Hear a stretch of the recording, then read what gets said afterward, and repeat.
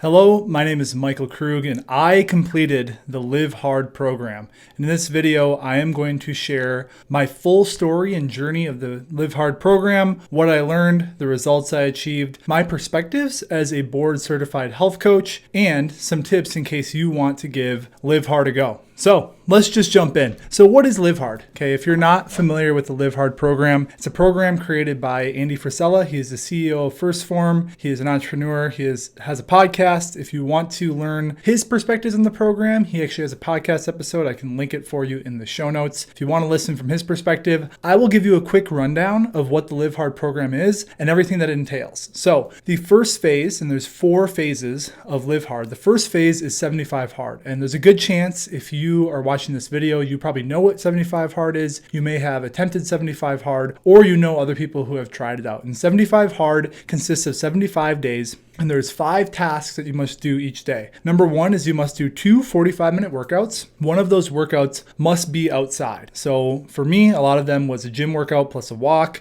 Could be 2 walks, could be rucking, could be cycling. Just one has to be outside and the other one can be outside but doesn't have to be. The second task is that you must drink a gallon of water every single day. Every single day. If you drink 125 ounces, not 128, that's not enough. You fail, you have to restart. You also must follow some sort of diet, and the diet has to be healthy in nature. So you can't do like a junk food diet. And I'll explain to you which diets I chose depending on which phase. You also must read 10 pages of nonfiction each day, ideally self-help or personal development type of books. And you also must take a progress picture every single day. So that's what 75 Hard is. You have to do all 5 of those things every day for 75 straight days. Now, phase 2 is 30 days, and it includes everything in 75 Hard. So 2 workouts, gallon of water, read 10 pages, follow a diet, and take a progress picture. Mind you, a part of this as well is you can't drink any alcohol. That's one caveat I forgot to mention, is that no alcohol is allowed on any of the phases of Live Hard. So for phase 1, it's everything from 75 Hard, plus you must take a 5-minute cold shower every day. You have to do 3 additional critical tasks, which I'll explain a little bit more when I get into my story. And you must do 10 minutes of dedicated visualization. So that means eyes closed, no distractions,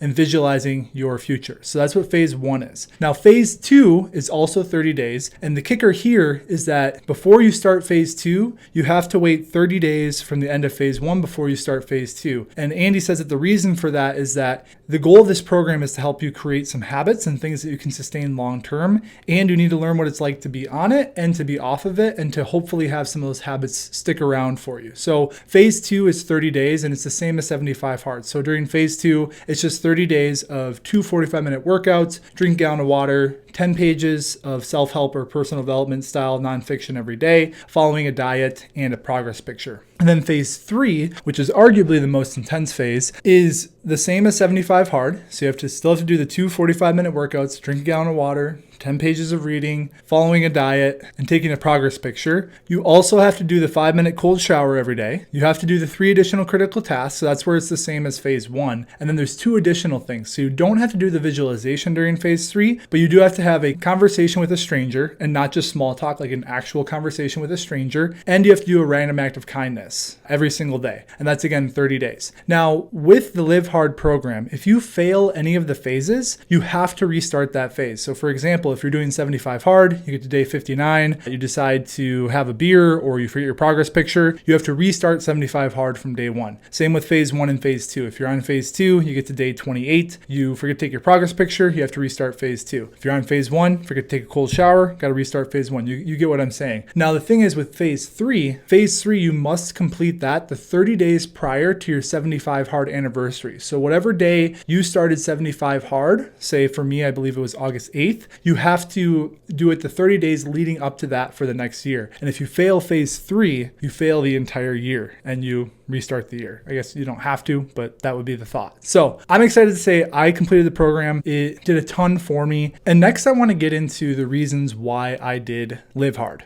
So being a board certified health and fitness coach, fitness and nutrition are important to me. They're some of my top values. They're things that I prioritize on a daily basis and things that for the most part are pretty routine parts of my life. That being said, I noticed I wasn't as on it as I could have been when it came to especially my nutrition as well as my fitness and other things that I know are going to help me be the best version of myself possible. So I was eating not so great food. I was drinking more than I'd like to. I was cutting workouts short. Like I would go in, I would have a full workout program for myself and maybe do half of it and then just leave. And I honestly wasn't really reading much at all. And then I ended up having kind of a breaking point, and it happened in 2 phases, both in May of 2023. So the first was I was in Tennessee and I was hiking with my fiance at the time, now my wife, and we were there for a wedding and we were hiking on the Appalachian Trail. And I was just walking. It wasn't anything crazy or rigorous. Like I was just stepping down basically from one rock shelf to another. Like again, nothing crazy, just a built-in step. And when I landed on my knee, it kind of like twinged and tweaked. And then that stuck with me the rest of the trip. And mind you, I've had 4 surgeries on this knee. So anytime I feel pain like that, I kind of have this reliving of symptoms and things that I've experienced in the past. And that was just a sign for me. It's like, okay, I'm probably dealing with a lot of inflammation. I did probably have 5 or 6 beers the night before that. And the fact that it wasn't healing as quickly as usual was kind of the thing that started, it was a smoke signal that started going. Okay. And then the big red flag, and I made another video about my year off of alcohol where I talk about this. To make a long story short, it was Memorial Day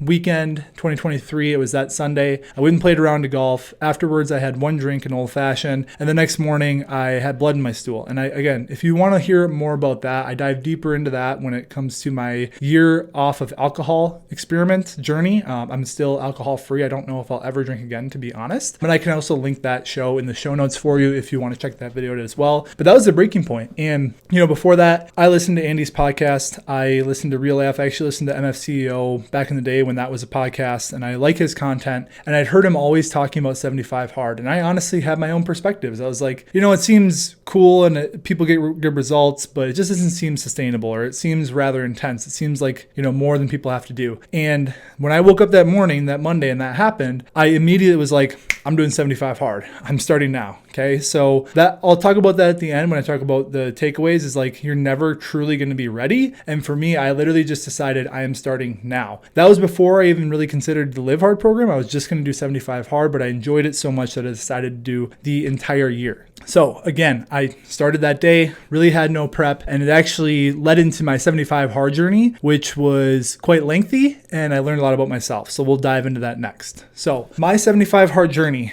it took me 143 days to complete 75 hard. It took a grand total of 5 attempts. The first attempt was 26 days. My second attempt was 15 days. My third attempt was 18 days. My fourth attempt was 7 days. And my fifth attempt was 75 days. And I finally completed it. There was 2 days in between some of those attempts where I wasn't quote unquote on program. It was mostly just skipping a day after a failed attempt. But for the most part, for 143 days, I was on it with the 75 hard program. The books I read during the 75 hard program were Younger Next Year by Chris Crowley. I read The Millionaire Mind by Thomas Stanley. I read 0 to 1 by Peter Thiel, Rework by Jason Fried, Principles for Dealing with the New World Order by Ray Dalio, Outwitting the Devil by Napoleon Hill, and Can't Hurt Me by David Goggins. And if you're interested in those books, feel free to leave me a comment, let me know. I'll see if I can actually put pictures of them here. My video editing skills aren't the best, but I'll try and get some pictures into the video so you can see like what the covers look like. All of those books, so I have a spreadsheet with all the books I read. All of those books were rated 4 or 5, except for Younger Next Year or 0 to 1. Those were both 3s, but still, 3 is still a good read. So I would recommend all of those books to you. The diet that I followed for 75 hard was gluten-free,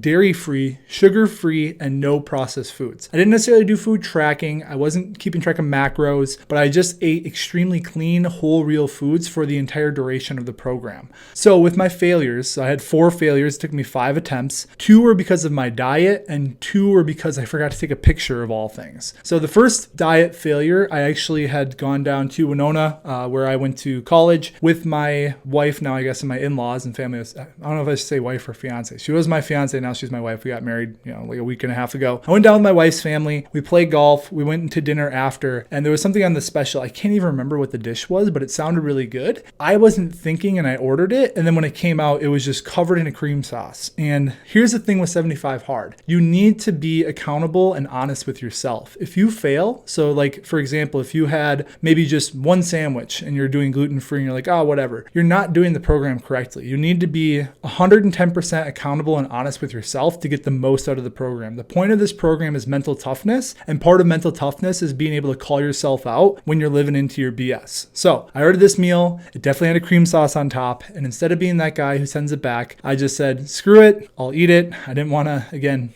cause a commotion, or God forbid I ask for what I want at a restaurant. So I just ate it. And then actually that night when we got home from Winona, I had like some tortillas and other good tasty snacks. I knew I'd already failed. And then I just knew I was going to start again the next day. So then between that, I had 2 failures where I forgot to take a picture. And I'm going to tell you something. The worst way to fail any of the phases of Live Hard is forgetting to take a picture, because the reason the picture is a part of the program is because it's attention to detail. Okay. So we were in the midst of moving while I was doing this program. So it was, I was doing a lot to get the old house ready to sell. We were doing all the work to find and get the new house ready to go. We had a transition where we lived with my in-laws for a couple weeks, and I just had 2 days where I completely spaced on the picture. And ultimately it did help me. I will say it did happen again, which I'll get to later, but those were my 2 failures in between. And then in that time too, my wife had actually started doing the Live Hard program. She started 75 Hard. And then she was a couple days ahead of me, and we were out to eat one night at a Mediterranean restaurant, and me doing the program. And usually what I do in general is I always like to look at the menu beforehand, find some options I might like. I did that. I was like, these are great. They're going to be gluten-free, dairy-free. I ordered my meal, and without even thinking about it, they say, oh, would you like super salad? And I'm a salad guy when it comes to my sides at restaurants. So I say, I'll take a salad. And they said, would you like a classic Greek or would you like tabbouleh? And I was like, oh, tabbouleh. I love tabbouleh, right? So the tabbouleh comes out. I take a couple bites. Jess takes a couple bites, and I go, oh, shoot.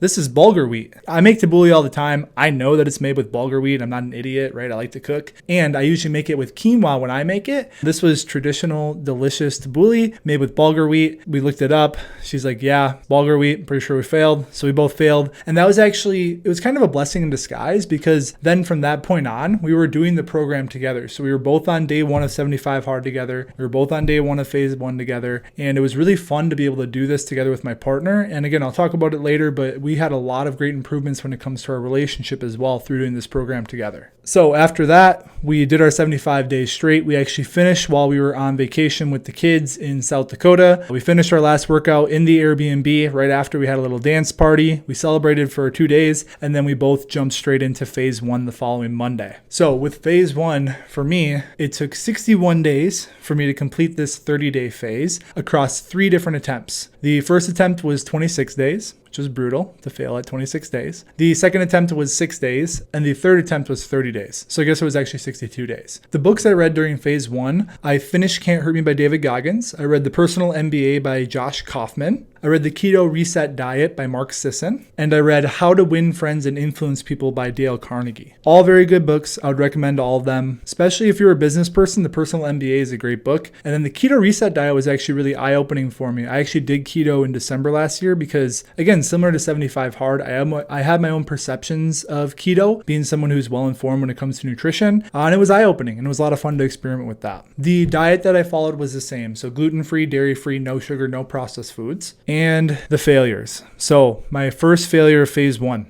It was a long day. My sister is my business partner, and we host immersions, which are very similar to retreats, twice a year. And we were hosting our annual retreat in Stanchfield, Minnesota. It's in central Minnesota, about an hour north of the Twin Cities. And I had everything locked in. I felt good. I got a workout before I went out there. I was strategic about the diet. I communicated with them beforehand, let them know that I would need gluten-free and dairy-free options. Thankfully, they make really healthy foods, so processed food's not even an option up there. And then I just skipped desserts. I had everything done. I did my reading. I actually went for my second walk at 9:30 p.m. Even though I had to be up at 6 a.m. the next day. And I woke up the next day and I didn't take a picture. And not gonna lie, I was pretty pissed. Again, of all the things to fail on, especially in phase 1 where you have to take those cold showers, failing on the picture was brutal. And that was kind of a turning point. I knew I had a decision that I could make in the moment. I could have just taken off the rest of the retreat and retried phase 1 when I got home. Mind you, Thanksgiving was the following week. Or I had the choice to wake up, go downstairs and take a cold shower and just get right back into it. And that's what I chose to do. I chose to start phase 1 over immediately the day after I failed. Mind you, we're at a retreat center with well water, and well water in November in Minnesota is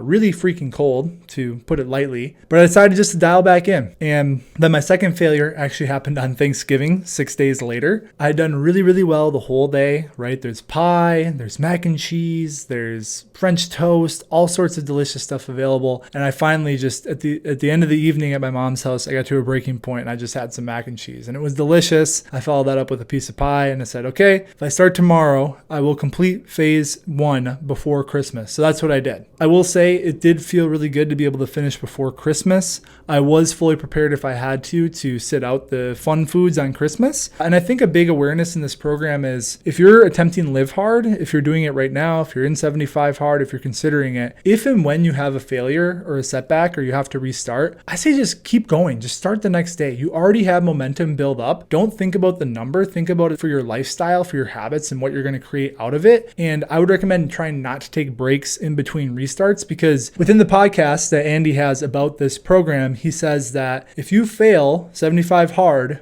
the first time, you're like 90% chance you're never going to complete it in your life. So every time I failed, whether it was 75 Hard, phase 1 or phase 2, every time I failed, I heard him in my head saying, if you fail a phase, you're never going to complete it. And I was like, well, fuck that. Like, I'm definitely going to complete it. So that's my best recommendation. Completed phase 1, and then I had to take a break before starting phase 2. So phase 2, man, phase 2 felt like it took absolutely forever. And that's because it did. It took me 83 days across 11 different attempts to finally complete phase 2, which is brutal. Now listen to these attempts. My first attempt was 4 days. My second attempt was 8 days. My third attempt was 3 days. My fourth attempt was 1 day. My fifth attempt was 3 days. My sixth attempt was 2 days. My seventh attempt was 2 days. My eighth attempt was 21 days, which was a little bit better. My ninth attempt was 5 days. My 10th attempt was 4 days. And my 11th attempt was 30 days. And I finally got it. And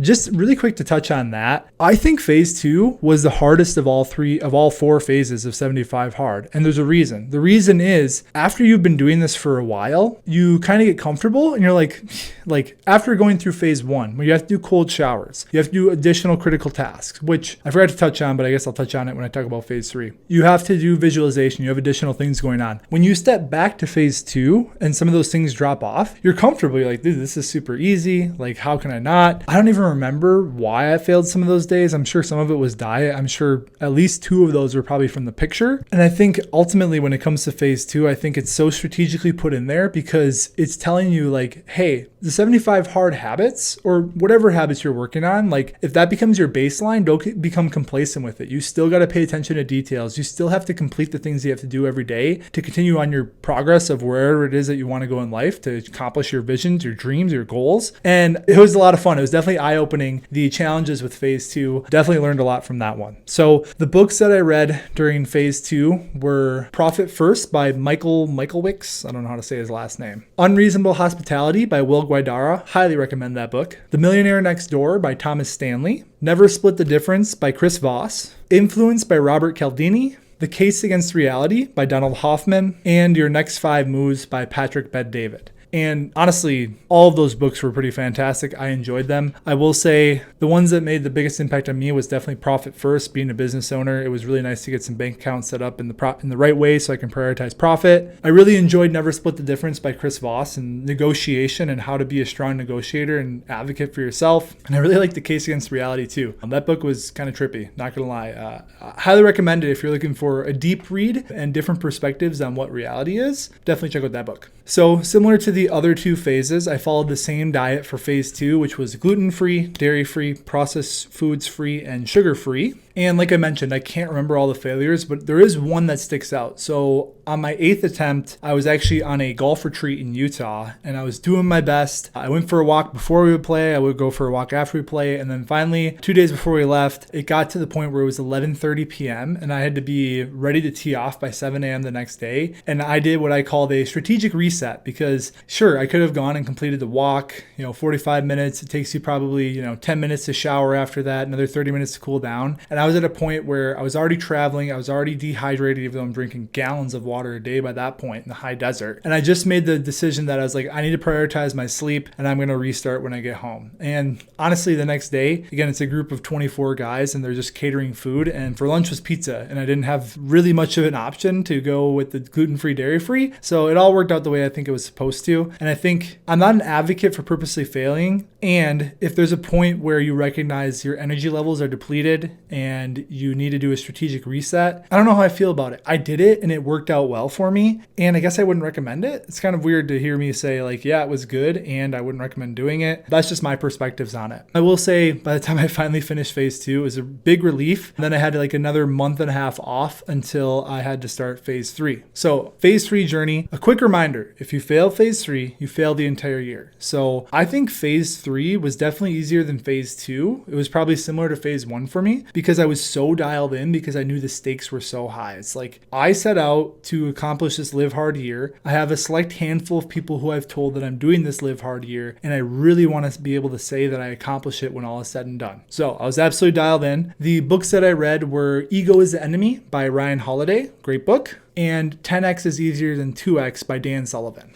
Two fantastic books, highly recommend, especially if you're a business owner. 10x is Easier Than 2x is a really great book to read, learning about scaling, how you can be more efficient in your systems and processes. And then Ego is the Enemy, I would say is a good book for anyone. It's, looking at cases of ego across history and how they have either benefited or hurt people and how dropping your ego can actually help you in the long run. So I did change up my diet a little bit for phase 3. And another thing with diet, I forgot to mention this, is that you have to keep the same diet for any attempt of any phase. So if you do 75 hard, you have to keep the same diet for the entire time. Now, maybe you pick the wrong diet. That's okay. You still got to stick with it. That being said, if you were to fail a phase, let's say you're on phase 2 and you fail, you could change up your diet, but it still has to be healthy in nature. So the diet that I chose for phase 3 was just a little bit different. It was still gluten-free, still sugar-free, still processed foods free. I did add back in dairy, namely Greek yogurt, mostly Greek yogurt and a little bit of cheese. And then I also made it a point to eclipse at least 175 grams of protein every single day. And that was fantastic for me. I was tracking my food. I actually started tracking my food between phase 2 and phase 3. I was really dialed in with it and it was a lot of fun. I am going to make a video about that in the future. My experiment of tracking all of my food intake for an entire summer, but I'll get to that later. But that was what the diet was. So 175 grams of protein, added dairy back in, and then still gluten, sugar, and processed foods free. So when it comes to the critical tasks, I forgot to mention this in phase 1. The majority of my critical tasks were related to business. So whether that was reaching out to prospects, whether it was writing emails or setting up email campaigns or automations, if it was posting social content, if it was reaching out to a certain amount of clients every single day, the majority of what I did for my critical tasks were business related. And I can say, I'll talk about it in results, but my business grew tremendously during this year. And I think a big part of it was having things that I set to complete every single day when it came to my business. At least in phases 1 and phase 3. Now, when it came to random acts of kindness, I did several different things here. The most common thing that I did was on my outdoor workout, which was usually a ruck, so carrying a weighted backpack around my neighborhood. I would pick up trash, a lot of trash. It's actually amazing to me how much trash is just out there on the streets. There's a lot of trash out there. That was the most common one I did. I did other things like buying coffee for the people behind me or in front of me in line, whether I was going through the drive-thru or in the store. One time I did buy a gift card at Cub Foods and I asked them to use it for the next person that came through. I Venmo'd some people who were asking for donations. And I even helped some oldish folks move some furniture into their apartment building where I was actually training clients that day. I just want to say I really love this aspect of the program, being able to give back and do random acts of kindness. If you've had people do random acts of kindness for you, you know how good it feels. So having that be structured into a program like this felt really good on both sides. Another one of my favorite parts of the program, honestly, and it's only in phase 3, was having conversations with strangers. And I would consider myself an extrovert. I have conversations with strangers all the time. Most of the times I leave the house, I see someone that I know, or at least I've met. So a lot of times those conversations for me happened in the gym. And there was a couple days where I realized at like 8 or 9 p.m., like, oh shoot, I didn't have a conversation with a stranger yet. So I literally go over to the local grocery store, walk around the store until I find someone to talk to. And I wouldn't say I forced them to talk to me, but I definitely made some conversations happen when people weren't necessarily expecting it. So I got a lot of joy definitely out of the random acts of kindness and the conversations with strangers. Now, with phase 3, there was one day that was significantly more challenging than the rest of the days. And that was a day when I completed a 50K, so 31 mile, 30-pound ruck with my friend Jeff. So I have another video on YouTube where I go through my prep, my experience doing the ruck, my takeaways. If I'll do it again, I can link that in the show notes. But doing a 50K ruck and only having that count as one of your workouts is definitely challenging. So me and my buddy met up at 5 a.m. at this park and we rucked. So we carried 30-pound backpacks for 31 miles, and it took us 11 hours and 40 minutes. So we got done with that at 4:40 p.m. Afterwards, I went over to my in-laws' house. We had dinner, and then I actually left early because I still had another workout to do. So I went home. I went for more of a leisurely walk,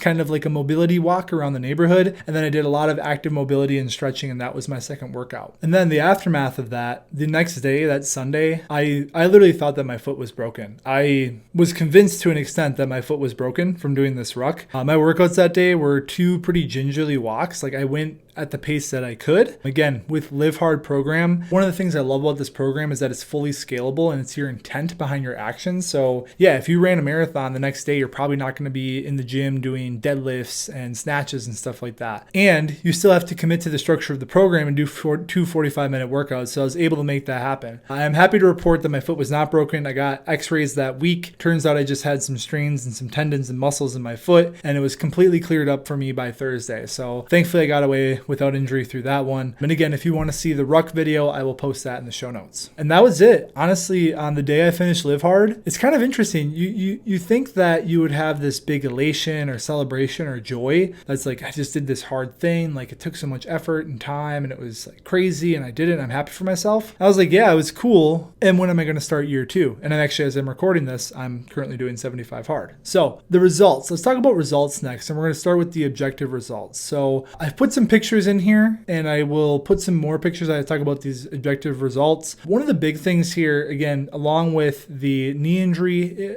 in May 2023 with the blood and stool, right? I had put on some excess weight. I usually float between like 225, 230 is usually like been my happy zone. I'm actually closer to 215 right now, and I'm actually going to be cutting down to 200 by the end of 2024. Again, I'll make other episodes about that. But I was definitely reaching this point where I was like, okay, I'm too heavy right now, right? Like, we know that health is more than the scale, and having been 375 pounds before in my life, I just saw that it was creeping back up and I'm like, all right, we got to nip this in the bud. 75 hard definitely helped with that. So throughout the entire Live Hard program, I was able to go from about 245, 250 range down to about the 215, 220 range. So that's, math is hard. It's been a long day. It's like, 8:30 p.m. as I'm recording this. It was about 35 to 40 pounds of weight loss. No, that's not right. 30 to 35 pounds of weight loss, which felt great. Honestly, it helps me move better. It helps me feel better. I have more energy every day. I don't think that the weight loss is the most important thing of the program. In fact, I think that's a very minute part of the benefits that you get from doing the Live Hard program. But nonetheless, it was significant. And when people can see pictures of your progress, there's a good chance you're watching this because you saw the thumbnail and you're like, oh, that looks pretty interesting. So with that too, my body fat percent had creeped up to about the 17% range, and I got it back down below 13, which is where I personally like to be body fat percentage wise. Another thing is that I'm an avid golfer. Now, mind you, golf does not count as a workout for any Live Hard workout, which I'm gonna have a gripe with Andy about that, because if you choose to walk and carry your bag 18 holes, 6+ miles, 4.5 hours, it feels like a workout. That being said, according to the guidelines of this program, it is not. So golf does not count as a workout, and yet I was still able to play golf. And when I started last summer, my handicap was right around a 9, and right now I'm at about a 6.7. So I don't know if it's directly correlated,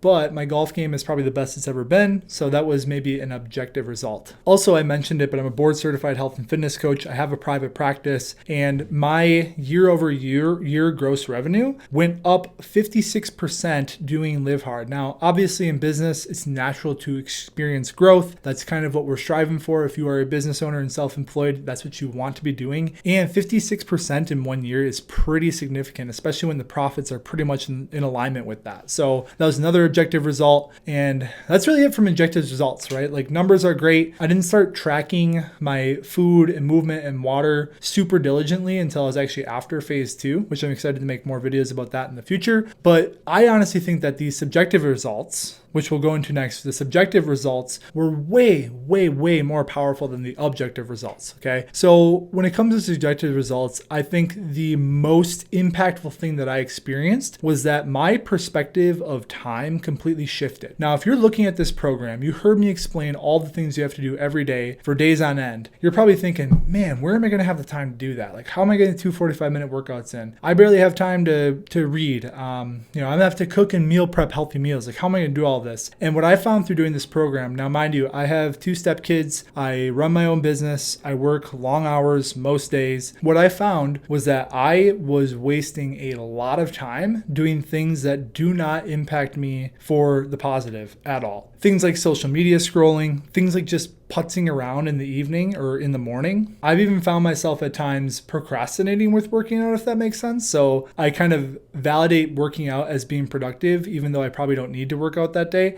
Now that might sound counterintuitive with doing 2 45-minute workouts a day, but when it's like, okay, 45 minutes to the T, to the dot, and then get out of there, it just made me way more on it with my time. So that's my biggest takeaway, is that you have way more time in the day than you think you do. You're probably spending a lot of time doing things that are honestly taking away from your energy, taking away from your health and vitality, and you might not even be conscious of it. So that was the biggest subjective takeaway. With the time perspective, I will say my productivity increased as well. So the amount of work that I get done per unit of work, whether it's an hour or 4 hours, has, again, I don't have objective results on this. Like, I wasn't tracking like how many emails campaign do I write per hour, right? Like, but I can tell you that my productivity with work and my efficiency has gone through the roof. Like, when I am in the zone and sit down on my computer, I am so much more focused and get so much more done in the same amount of time than I used to before doing this program. So that was a huge benefit for me. My productivity is the highest it's ever been. I will say I'm probably in about the best shape I've ever been in my life, not just from a weight perspective, but from like an overall strength and endurance perspective. Like doing a 50K ruck, like that's no joke. I set PRs I guess that's objective results, but I set PRs when it came to squats and deadlifts as well. But on top of that, what comes along with being in good shape and focusing on health and fitness is that my energy is through the roof. So not gonna lie, I was in a spot where, some days I would press snooze and I wouldn't feel it, and I just, would maybe drag in the morning, and that has completely gone away. When I wake up, I'm ready for the day. And I'm recording a podcast and it's currently 8:32 p.m. right now, and I still have energy to do this, and I've been working all day. And I'm on 75 hard, so I've done workouts and stuff, right? So my energy is absolutely through the roof after doing Live Hard program. Obviously, having read that many books, I learned a lot. I was able to implement new systems into my business. I was able to implement new strategies into my interpersonal communication. And I was able to learn a lot about myself by hearing other people's perspectives and journeys that they've been on through reading all those books. But I would say the most impactful thing and the biggest difference that I saw in my life from doing Live Hard was my relationship with my wife. Like I said, when we both failed 75 hard in the same day and restarted the same day, I don't know what it was, but we just clicked as a couple. She doesn't make a podcast, she doesn't do YouTube videos, so you probably won't hear about her story, but I can tell you that she read some pretty profound books. She was able to lose some weight, build some muscle. She has vibrant energy day in and day out, but doing it together and being in the tough stuff together, like literally, going for a walk together at 11 p.m. at night, when the last thing that you want to do is go out into the blowing cold wind and snow, but it's like, hey, we haven't done our outdoor workout yet. Well, we better go do it, right?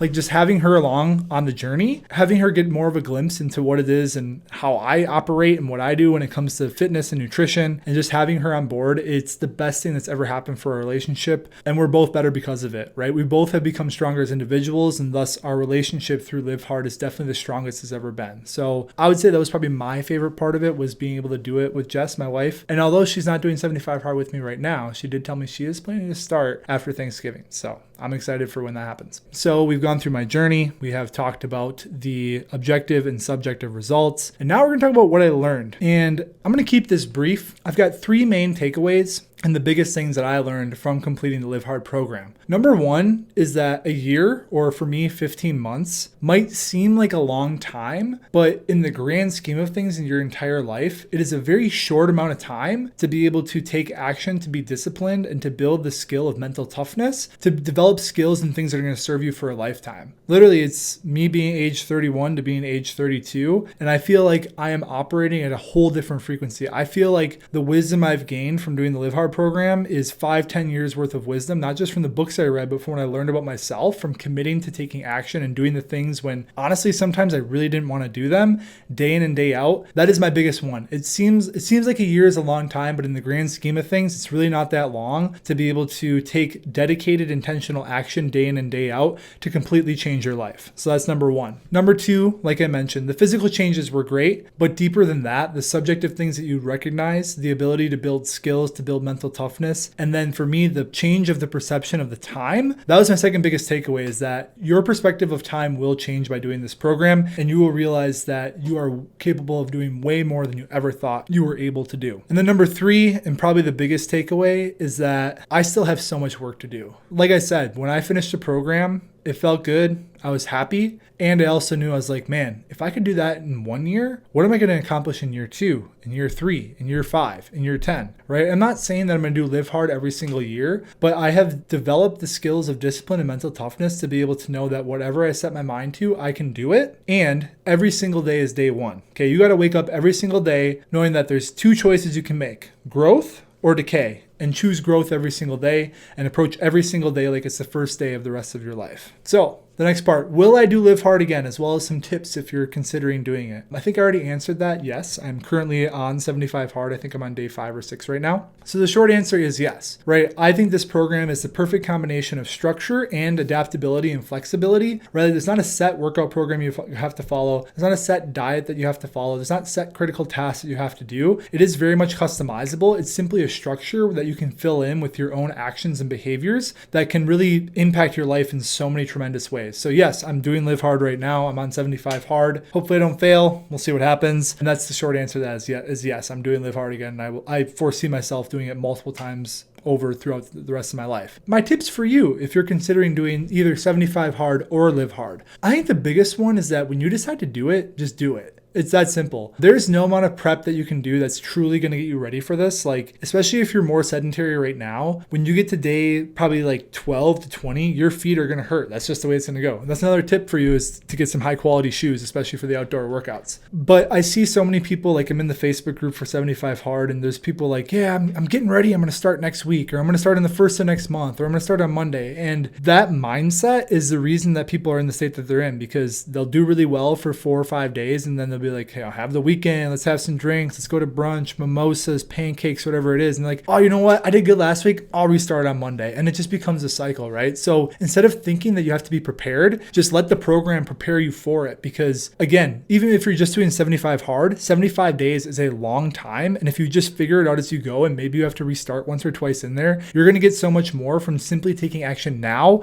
rather than waiting to be ready, right? If people waited to be ready for anything in life, nothing would happen, because you have to start before you're truly ready to actually make progress on anything in life. There is no such thing as true preparation when you're stepping into a reality that's unknown to you, because you're going to have to prepare as you go. Everything's going to be new. So that's my number 1 advice. I already mentioned get some good shoes. Another one is that I would definitely make sure to build mobility and some like dynamic stretching and, movement style stretching and mobility and pliability into your workouts. It doesn't have to be every day. Ideally, you should have some of it every day, but at least on a couple days a week. Honestly, I think, one of the biggest blessings of 75 Hard is that yoga, it counts as a workout for 75 Hard. Unfortunately, I didn't start doing yoga classes, even though I had access to them, like free yoga class, not free, but with my gym membership, I could have been doing yoga classes the whole time, but I didn't start leveraging and using those until phase 3. And when you practice mobility, dynamic stretching, yoga, whatever it may be, it just helps you feel really good in your body, and it helps make movement easier. So this time around, I'm being way more strategic about my own mobility and pliability. It's funny, I'm a health and fitness coach, and I talk about the benefits and the importance of mobility and stretching all the time, and yet I am not always the best at doing it myself, right? So definitely build that in. And then the last thing I recommend is that if you do need some support, if you need ideas for workouts, if you need ideas for diets or macros or whatever it is that you want to follow, definitely find support. If you're looking for some free support, I have a free community. You can find it in the link in the show notes. If you join it in there, I have 3 different free workout programs that are all 75 Hard friendly that will help you see a lot of success with the program, not to mention a community of other people, of which some are doing 75 Hard, but it's just a group of people who are all focused on their health and fitness in general. If not, there's tons of great coaches out there. I'm one of them, and you're well supported. And I think if you're really serious about getting the most out of it, and health and fitness is kind of an unknown to you, getting support along the way from a professional is definitely well worth the investment. So that's it. That was my Live Hard journey. I hope you enjoyed this video. If you got value out of it, I would appreciate if you can like, comment, subscribe on this video, and let me know. Have you done Live Hard? Have you done 75 Hard? Is it something you're going to attempt? Do you think it's the dumbest thing ever? Let me know in the comments. I would love to get your feedback. And as always, until next time,